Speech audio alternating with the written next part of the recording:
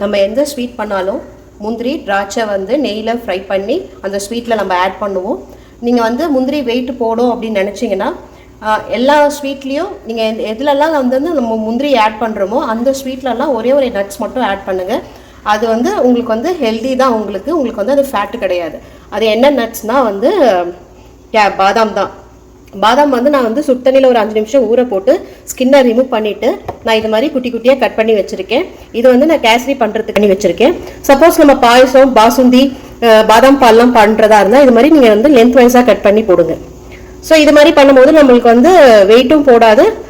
இந்த பாதாம் சாப்பிட்டாலும் உடம்புக்கு நல்லது தான். ஸோ ட்ரை பண்ணி பாருங்கள். பாதாம் நீங்கள் ரொம்ப வறுக்கணும்னு அவசியம் இல்லை. நல்லா லோ ஃப்ளேமில் வச்சு இது வந்து கொஞ்சம் க்ரன்ச்சியானா போதும். ரொம்ப டார்க் ப்ரௌனாக இருந்தால் சாப்பிட்றதுக்கு நல்லா இருக்காது. ஸோ இது மாதிரி நெய்யில் வந்து வறுத்துட்டு நம்ம வந்து சேமியாவும் கேசரிலையும் நம்ம ஆட் பண்ணலாம்.